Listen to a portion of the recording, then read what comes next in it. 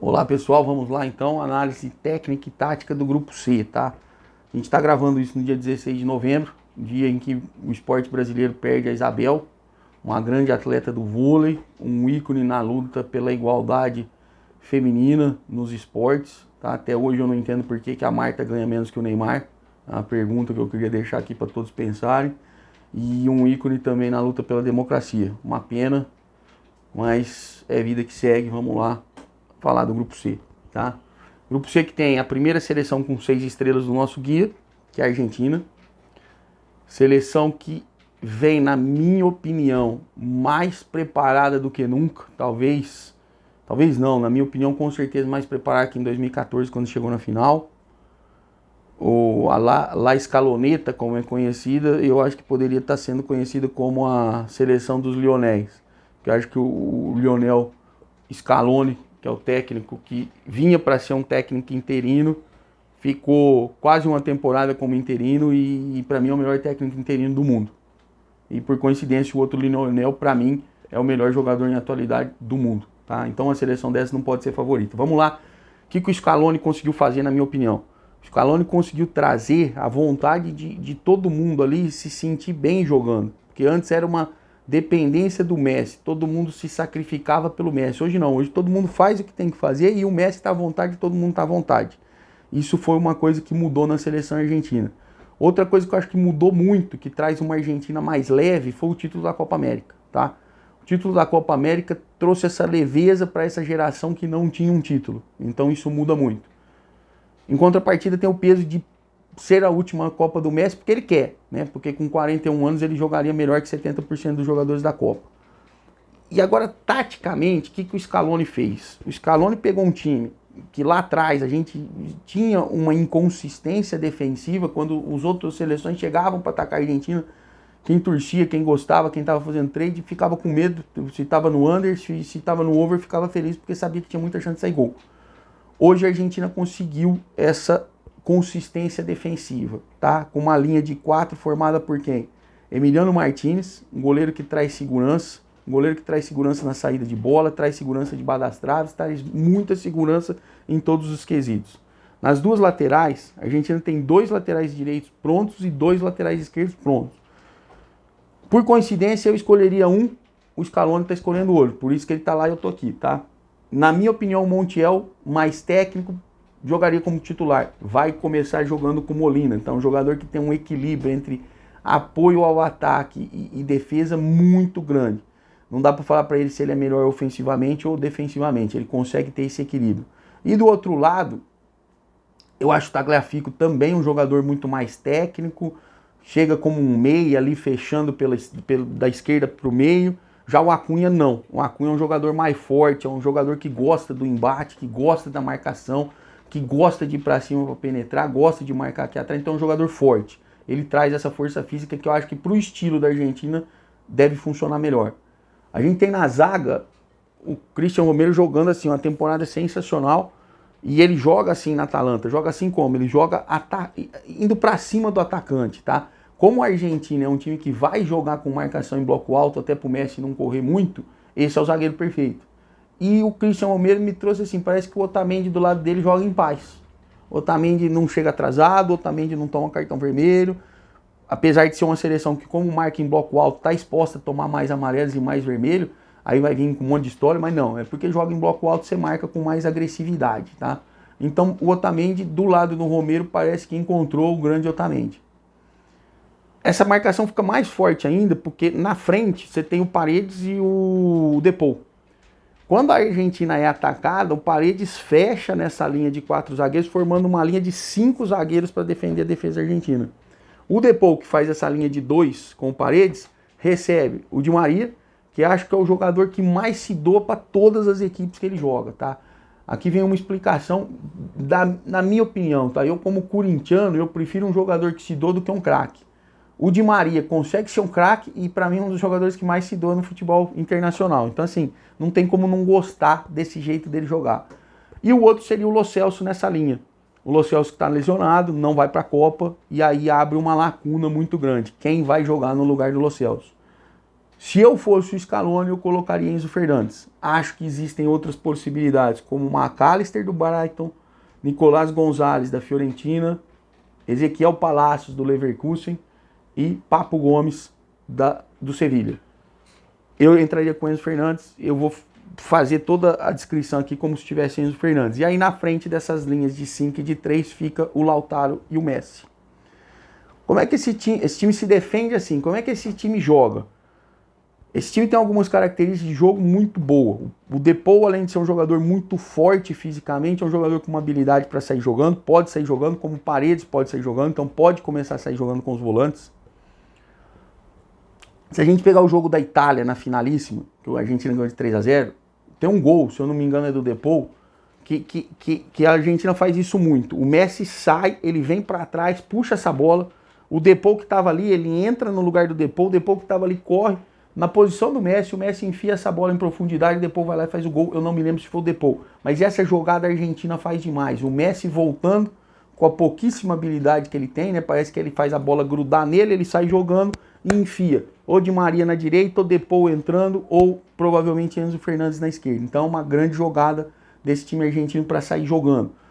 Outra jogada que eu acho muito bonita e característica do futebol argentino. Eles montam um quadrado no meio de campo, todos muito próximos, e aí parece que nas duas arestas de cima do quadrado, você sai com 2 riscos, assim, que aí você bota 6 jogadores muito próximos. Começa um a tocar pro outro, até abrir espaço. É o Paredes puxando o Messi devolve ali pro Enzo Fernandes, o Enzo Fernandes pro Depou, o Depou toca pro Di Maria e vai, até abrir espaço. Tá? É o famoso toque-me-voe do futebol argentino, que fez muito sucesso. Então, resgatou isso. E lá na frente a gente tem um jogador que faz gol, que consegue servir de pivô e que encaixou demais pro jogo do Messi, tá? Eu diria que se o Lukaku fosse argentino e tivesse em boas condições, eu faria um all-in na Argentina. Mas o Lukaku não é argentino e nem tá em boas condições. Mas sem o Lukaku, esse time tá perfeito também, tá? Acho muito difícil. Vamos ver o que vai acontecer, mas acho um dos grandes favoritos. Vamos pro restante do grupo. O restante do grupo, já com menos empolgação, tá? Não dá para falar com tanta empolgação dessas outras seleções, tem que gostar muito de futebol para falar com empolgação dessas seleções. Começamos com a Polônia. Quem é a Polônia? As duas seleções que vão disputar a segunda vaga, na minha opinião, tiveram muitos problemas extracampo, tá? A Polônia, você tinha o Paulo Sousa fazendo um trabalho, testando esquemas táticos, de repente, não sei o que aconteceu com o Paulo Sousa, falou assim, ó, eu vou abandonar, ele não tinha completado o trabalho, eu vou abandonar aqui e vou fazer um trabalho lá no Flamengo. Foi pro Flamengo, largou a seleção da Polônia para fazer um trabalho no Flamengo, fez um trabalho todo atrapalhado no Flamengo também e saiu fora também do Flamengo. Ele podia ter ficado quietinho que ele estaria jogando a Copa agora, tá? Mas não sei se ele fez bem ou mal, porque também a seleção não estava arrumada. No lugar dele, assumiu um técnico que é o Mihajlovic, tá? Ele assumiu, ele era da base. Quando ele assume, ele traz alguns jogadores da base para tentar resolver alguns problemas da Polônia. Quais são os problemas da Polônia? A gente tem um time com 3 zagueiros. Desses 3 zagueiros, você tem o Glick, que é um jogador já mais de idade, mais ali veterano, e você tem o Kivior, que é o que vai sair melhor jogando. A característica desses zagueiros, e aqui o Bednarek do Aston Villa, você tem 3 zagueiros que são duros, tá? São zagueiros rígidos. Zagueiros que se você colocar no mano a mano, bola no chão, vai ser complicado segurar um Lozano, por exemplo. Tá? Até um Aldazari vai ser complicado de segurar. Então tem que ser protegida essa defesa. O que a gente faz para proteger essa defesa? Bota uma linha de volantes na frente. Deve vir jogando com o Krychowiak, que já tinha desistido de jogar na seleção, estava jogando no Al-Shabaab, mas a gente tem a lesão do Bielik, a gente tem outras lesões no time da Polônia que fazem o Krychowiak voltar, tá? Para ser esse volante de proteção, que deve ser até do lado do Bielik se ele tiver condições de jogar essa Copa. Não sei se vai ter condições, está na lista, mas não sei se vai ter condições. Então você defende com 2 volantes, você defende com 3 zagueiros e 2 laterais fechando nessa linha de 5. E eu acredito ainda que a gente deve ter o Zielinski voltando ali para ajudar, tá? Então bem defensivo. E aí o que você faz? Para compactar o time, se vocês olharem os jogos da Polônia, a linha ali da grande área, parece que eles treinam assim, é um limite, tá? Você não vai passar da linha de grande área, porque você concentra, você compacta duas linhas muito próximas e você fecha o campo. O campo para a Polônia se defender, ele não vai até as laterais, ele fica fechado na linha da grande área. Prestem atenção nesse detalhe. Para que isso? Porque se eu for lá combater o lateral do México, o lateral da Arábia, o meio atacante do México e da Arábia, não vou nem falar da Argentina, que da Argentina não vai ter jeito mesmo. Mas se eu for combater esse cara, eu vou tomar o drible e eu vou ter um a menos para defender na área. Então o que eu faço? Deixa ele chegar lá, deixa ele cruzar. Eu tenho meu zagueiro lá, que é grandão, durão, para tirar a bola de lá. Tá? É assim que a Polônia se defende. Aí como é que a Polônia ataca? A Polônia vai ter dificuldade para sair, porque esses caras, esses zagueiros durões e grandões, eles vão ter uma dificuldade para sair jogando. O Zielinski consegue fazer isso. Tô com dificuldade, tô ali apertado, eu dou um chutão. Até aqui vem a minha opção, na minha opinião, ele vai trazer dois centroavantes. Por quê? Se eu tenho um centroavante e tenho o Zielinski e o Zemanski, que seria o jogador que jogaria ali do lado dele, o Zimanski, tá? Se eu tenho dois meias e o Lewandowski sozinho lá na frente, a hora que eu sair com uma ligação direta, o Lewandowski vai ter que brigar por essa bola. Brigou por essa bola, ganhou. Essa bola caiu no pé do Zielinski. Ele vai ter que sair procurando de novo o Lewandowski. O Lewandowski não vai aguentar essa sobrecarga de funções, tá? Então por que eu acho melhor ele jogar com dois centroavantes? O Milit fica lá na frente brigando pela bola. Essa bola vai espirrar para um meia que sabe jogar, que é o Zielinski. E o Zielinski procura o Lewandowski em condições de fazer gol.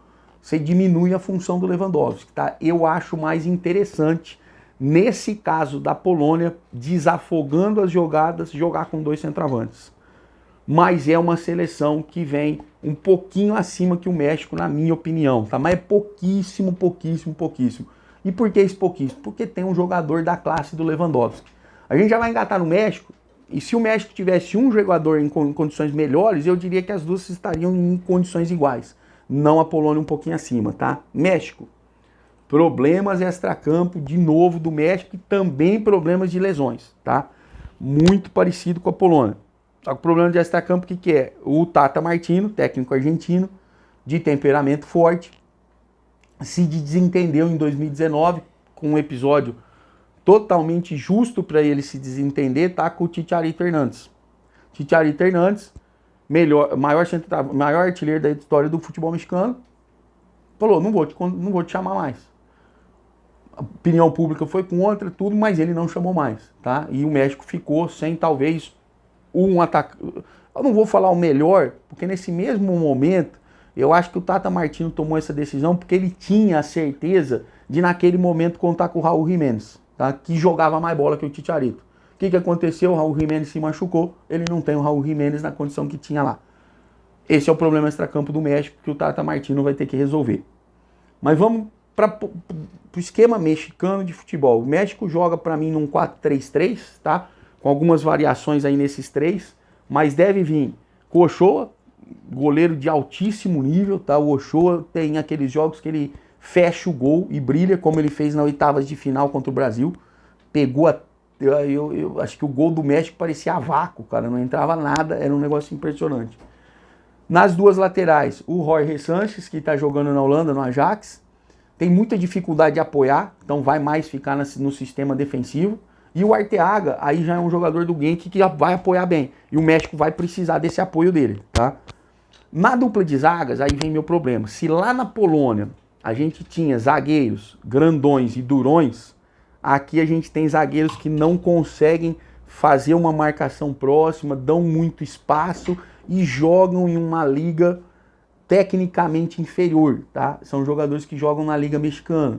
Então é uma liga tecnicamente inferior. Nós temos, para mim, na dupla de zaga Montes e Moreno é a dupla de zaga do Monterrey. Acredito que teremos problemas aqui também. Saindo para o meio, um meio que vai conseguir proteger essa defesa do México, que vai precisar proteger. Aí o que o México faz? O México tem uma estrutura, aquilo que eu brinco, e que às vezes me irrita, cara, porque o México toca, e eu não vejo um toque nessa seleção objetivo, tá? E aí, para você tentar analisar isso, tá, se minha zaga marca em distância, eu tenho problema na zaga, o que eu faço? Eu boto dois jogadores para marcar ali na frente. Esses dois jogadores com muita qualidade, eu acho que vai ser o Edson Alvarez, do Ajax, e deve ser o guardado do Betis. Se o Héctor Herrera melhorar, deve ser o Héctor Herrera.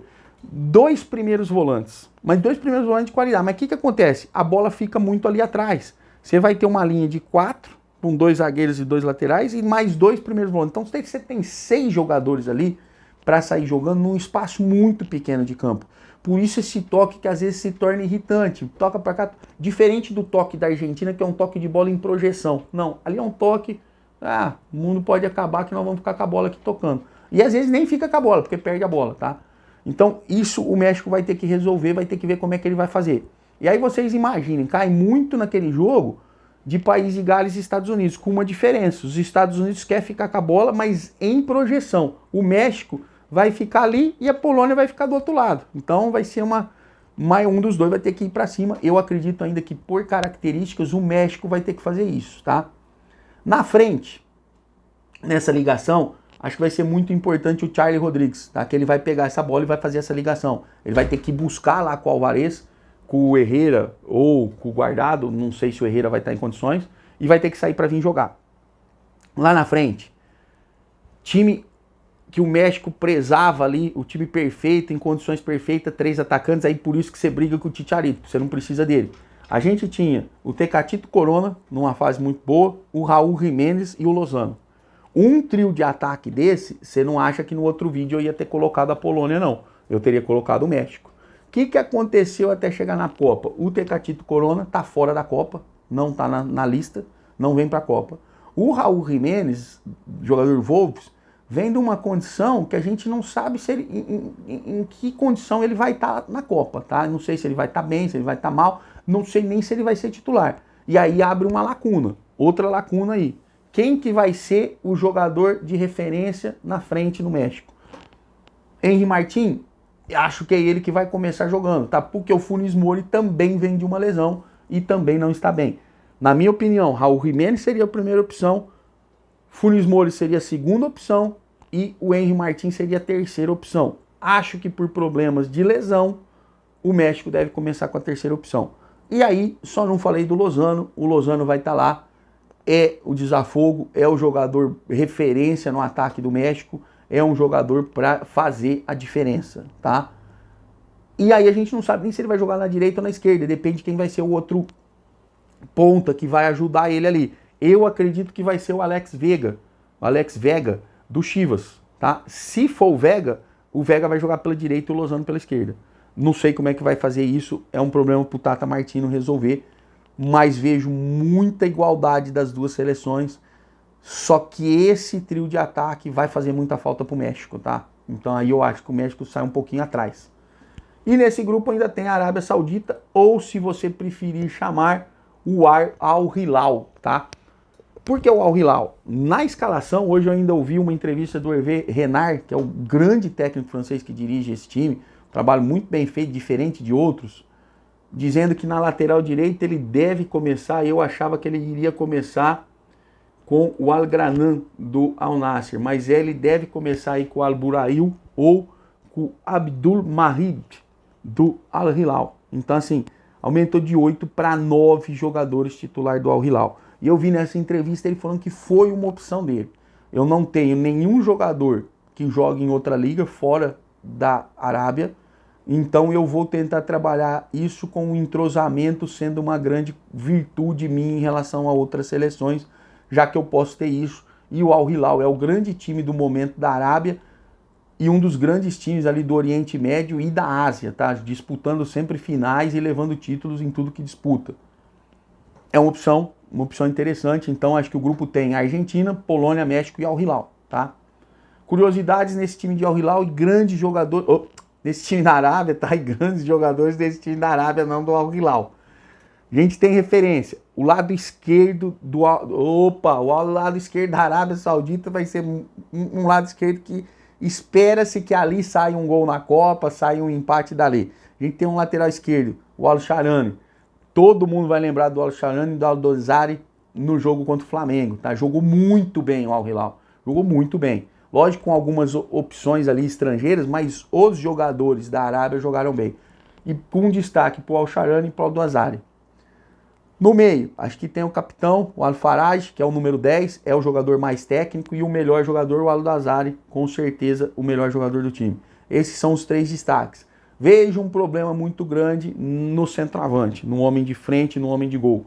A gente tem hoje o Alsheri, que é um jogador que sai mais, não é tanto, e tem um destaque aí que vem surgindo, que é o Alburaican, que pode ser titular, mas eu acredito no Alsheri, tá? Falando da campanha, rapidinho para fechar o vídeo, dessas 4 seleções depois de odd. Argentina, campanha da Argentina rapidinho. A Argentina está invicta 35 jogos, tá? Não dá para falar da Argentina. 3-0 na finalíssima contra a Itália, uma eliminatórias invicta e uma final contra o Brasil na Copa América com uma vitória em cima do Brasil. Então vem com uma campanha, além de plantel, além de equipe, uma campanha sensacional nesse período de Copa, de preparação para a Copa. A Polônia é uma campanha também sensacionalmente horrível, tá? Na Liga das Nações, 2 vitórias, 1 empate, 3 derrotas, sendo que tomou um 6-1 da Bélgica e pegou grandes países, tá? Holanda, Bélgica e País de Gales, mas tomou 6-1 da Bélgica e ganhou 2 jogos em 6. Nas eliminatórias, teve 6 vitórias, 2 empates e 2 derrotas. Ah, William, foi bem demais, marcou 30 gols, tomou 11. Tá, vamos tirar fora Albânia, Andorra e São Marino? Com Albânia, Andorra e São Marino, se a gente pegar um time aqui de 10, 11, a gente vai ganhar deles, tá? Da Albânia eu não sei, talvez com a Albânia a gente tenha uma dificuldade, mas da Andorra e São Marino a gente vai ganhar. Se a gente tirar um recorte, fazer a Polônia contra a Inglaterra, a Polônia contra a Hungria, a Polônia perdeu da Hungria e empatou com a Hungria. Perdeu da Inglaterra e empatou com a Inglaterra. Então em 4 jogos com grandes seleções, porque se a Hungria, se a eliminatória tivesse atrasado 1 ano, a Hungria estaria na Copa, tá? A Polônia teve 2 empates e 2 derrotas. Esses 2 empates e 2 derrotas é muito pouco, tá? Para uma seleção que vai para a Copa. E se a gente for pegar a Euro, a Polônia teve um grupo com Eslováquia. Antes nas eliminatórias, foi beneficiada por não pegar a Rússia, por sinal não beneficiada justamente, tá? Porque a Rússia deveria ficar fora de todas as eliminatórias, por todas as Copas. E depois pegou a Suécia e ganhou da Suécia indo para a Copa, fazendo um jogo só de repescar. Teria que ter feito 2 como todos os times, tá? Como todas as seleções passaram pela repescagem. E na Euro, empatou com a Espanha, que era o time mais forte do grupo, e perdeu da própria Suécia, que depois ela vinha ganhar para chegar à Copa, e perdeu da Eslováquia. Então assim, é um time que tem péssimos resultados. Mas não acho que o México fica na frente em termos de resultados não, tá? O México fez amistosos, onde perdeu da Colômbia e do Paraguai, que estão fora da Copa. Na Liga das Nações, agora, nos últimos jogos, teve um empate com a Jamaica, empatou com a Jamaica jogando fora de casa, foi na Jamaica e ganhou do Suriname, tá? Não dá para considerar. E foi 2º lugar nas eliminatórias depois de muito tempo, sempre vinha em primeiro e sempre disputava com os Estados Unidos, dessa vez o Canadá ganhou e ganhou com folga. Quando a gente faz um recorte, vamos pegar só os times que vão para a Copa, vamos pegar o México jogando contra... Não vamos imaginar as 8 vitórias, 4 empates, 2 derrotas, não. Vamos imaginar Estados Unidos, Costa Rica e Canadá. O México contra os Estados Unidos empatou e perdeu. Contra o Canadá empatou e perdeu. Contra a Costa Rica empatou e ganhou. Então o México teria em 6 jogos contra times da CONCACAF que vão para a Copa, 1 vitória, 3 empates e 2 derrotas. Desempenho péssimo, tá? E a Arábia Saudita vem aí das últimas 13... Foi muito bem nas eliminatórias, é verdade. Eliminatórias que duelou com o Japão e a Austrália. Mas tinha Oman, China e Vietnã. Mas foi melhor que Japão e Austrália, tá? Então é um time que quando joga com times do seu nível consegue fazer boas partidas. E os últimos amistosos meio sofríveis, 2 vitórias, 5 empates e 2 derrotas. E assim, marcou 4 gols e tomou 4. O placar da Arábia Saudita nos últimos 9 jogos ou foi 1-0 a favor, ou 1-0 contra, ou 0-0 ou 1-1. Então eu vou fazer um corre de score lá na Copa e vou ganhar dinheiro. Não vai não. Porque jogou contra seleções Islândia, Macedônia, Venezuela, Colômbia, Honduras, Estados Unidos. Seleções que são mais fracas do que Polônia, do que México e do que Argentina, tá? Então, muito cuidado, não pensem que vai ser fácil assim. E as odds, estou aqui com elas abertas, Argentina com 1,11, tá? 1,11 que me significa, o que significam comparado com probabilidade? A Argentina se classifica em 90 vezes de 100 que ela jogar esse grupo. Acabou de mudar agora, tá? A Polônia estava com 2, o México com 2,04, a Polônia foi para 2,10, o México foi para 2. Acho que vai continuar mudando até começar a Copa, então eu não faço nada nesse momento. O que eu vou fazer depois é um Dutting no finalzinho ali para sexta, sábado e gravar esse Dutting junto com vocês. Esse é o grupo, tá? A Argentina é o 2º time que paga mais para ser campeão, 6,8. a odd da Argentina para ser campeã. Isso significa que a Argentina seria campeã 15 vezes em cada 100 campeonatos que jogasse. Tá todo mundo fazendo sinal aqui que o vídeo ficou longo, gente, tá? Eu, por mim, eu falaria mais uns 15 minutos, mas vamos lá, vídeo longo. Vamos se despedindo por aqui. Um grande abraço a todos e